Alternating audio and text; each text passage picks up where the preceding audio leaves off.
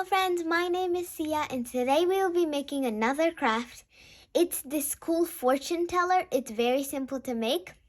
And in this video you're watching, I will be teaching you how to make this fortune teller.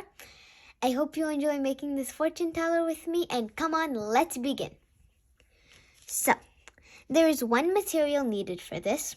We will need this big square paper. You can use any size you want, but super duper tiny will be really hard to fold. So I think around average size would be best. So I have this size ready to go. Let's begin. So I am just going to fold it diagonal like always. Now I'm going to open it and fold it the other way. Now, unlike this, we are not folding it in half again. We are opening it and then folding it like this in half. So I'm just going to knead over right here and fold.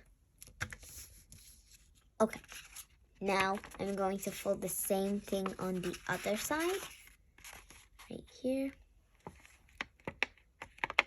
And now I'm going to fold it.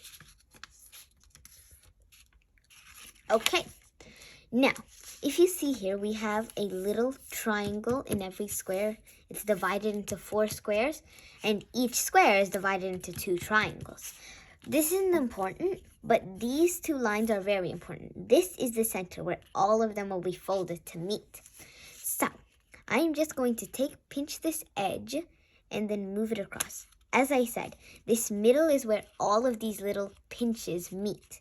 So I am just going to fold it right there. Since the pinch is exactly in the middle, if you put it right there, it will align with the other 2 lines that are bordering it. Just like that, I will do it for the other 3. Okay. Fold. Fold. And just like that, I will keep going until there is one last one left. Okay, now that all 4 are done, it should look like this. And now I'm going to flip it over, okay? Now it's a smaller square, but it still has the same divisions, so we don't have to refold it. So now, just like I did with the other one, I will fold it the same way. This time it's a little easier, because it will just cope with it. Like, it's kind of easy. So, now I'm going to keep on folding. Okay. So now that I have the other one done, I'm going to flip it over again. Now, I see 4 pockets. I'm going to put it like this. Fold it in half. Now, take your finger and pinch it through. And then I will fold it like this.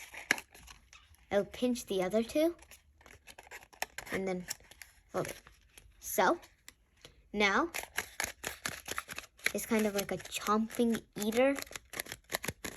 So that is how our fortune teller looks now. So we are going to set this aside for a little bit. Now, we need some other materials. As you know, a fortune teller is usually played with some decorations on the outside.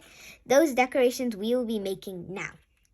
So, I have these 4 different colored flowers. You can use crayons, markers, anything, like 4 colored dots, 4 different things. It can be anything you want. I am sticking with gluing paper flowers cut out. So now, if you want, it would be easier just to fold it this way. And we're going to need a glue stick. If you're using cut out pieces of paper and gluing them, if you're using markers or crayon, and go ahead and draw what you want to do. If you're using paper, then follow along with me on how to do it. Okay, so this is the previous step we were doing before our fortune teller was finished. We're going to fold it the same way. Now, I'm going to take my little purple flower and set these aside. And I'm going to add some glue in the middle and then place my flower there. Just like that, I'm going to do the same with the white flower on this side. I'm going to glue some there. Okay, just like that. It's kind of going to get compressed by my pressure on this side, so it'll get glued while I glue the other two.